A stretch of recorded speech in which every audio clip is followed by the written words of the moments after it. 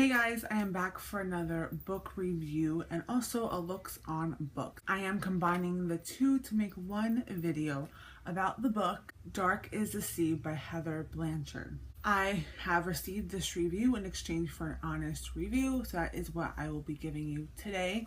If you want to see how I did this makeup look, please continue watching after the review because I showed you how I do it. This book cover is absolutely gorgeous and dark and just amazing, and I knew I had to do like a smoky look for you guys. This is what I would think someone like the main character would like rock, I think, maybe, I don't know. So that's kind of what inspired me to do this makeup look. So this book, Dark is the Sea, it's actually a unique type of book. It has some different genres built into this one book, which I really love. You follow a girl named Rowan. The beginning of her life has always just been pretty hectic and crazy. She was once kidnapped, and after her kidnapping, her mother disappeared. And soon after that, her father passes away. She's 18 now, and she has to move in with her aunt, who is from this really dark Scottish village. And once she moves there, she uncovers all of her family buried secrets. While she's there discovering her family's old secrets, she awakens something really dark and powerful. And this thing or person, whoever this thing is named the Hunter. And they will do anything to try to kill her and anyone that is close to her. So right off the bat, when you start this book, you are set back to a time where Rowan is first kidnapped. Because of this kidnapping, it kind of built her into a person who is very, very paranoid and scared, and she's always looking behind her, not knowing if it's going to happen again. So there's a sense of anxiety and paranoia that you have throughout the book, but especially throughout the beginning. And I love that in a sense I felt like I was being followed, because the author really paid close attention to like the details. One thing that I appreciate a lot when I read books is that I feel like I'm in that moment with the character, and I felt that a lot throughout this book. When you went through a lot of the different sequences, like her dreams and just remembering the things that she went through in her past, I felt like I was like right there with her. And when you have this like sense of like anxiety all the time, like I really felt that. I was like, like what's behind me? So when I read this, especially at night, it was definitely on the creepy side. So I really enjoyed that a lot.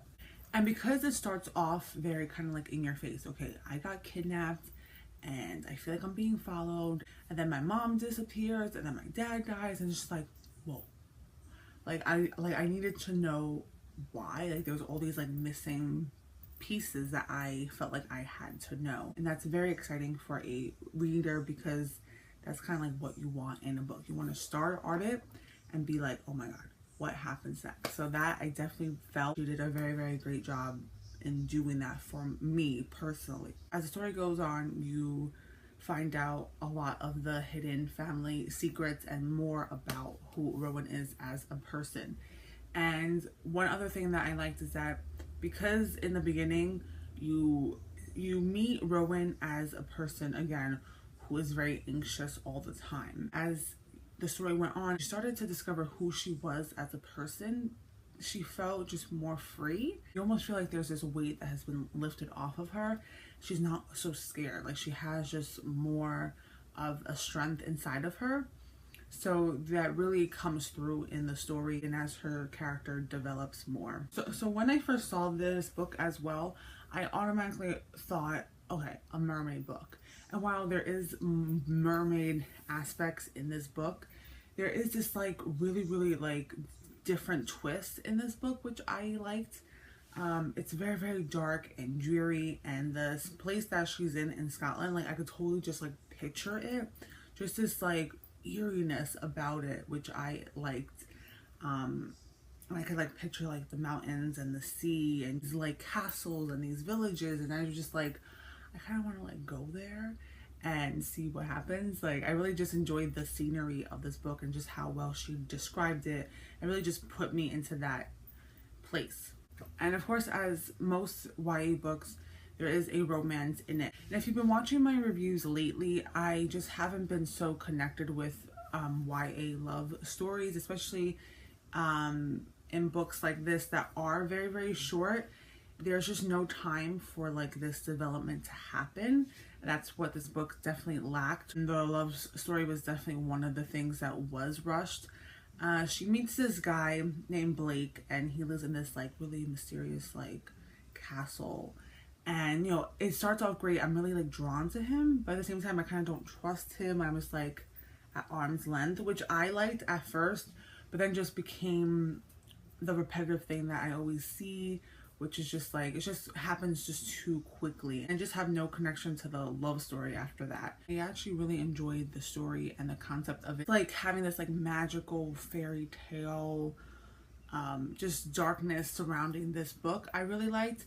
I just feel like because this book is short, and I believe it's not going to be a series, could have been longer because there was still room to like kind of make this book more drawn out, and it was just a little too rushed with different things. Once Rowan finds out who she is as a person, there was just, it didn't feel like authentic enough. I know it's fantasy and it's not like real. I wanted more of a reaction from her, and I just didn't really get that. And it was just like boom, boom, boom, boom, boom. Like things were just happening too fast. And I don't know, I wanted things explained more and just more thought out, because the concept was really great and interesting for me, but it just wasn't executed in the way that I wanted it to be. Like just under 200 pages, and I think there could have been a lot more room to kind of make the story grow more and just, I don't know, just give us something a little more to latch onto. And yeah, I don't know,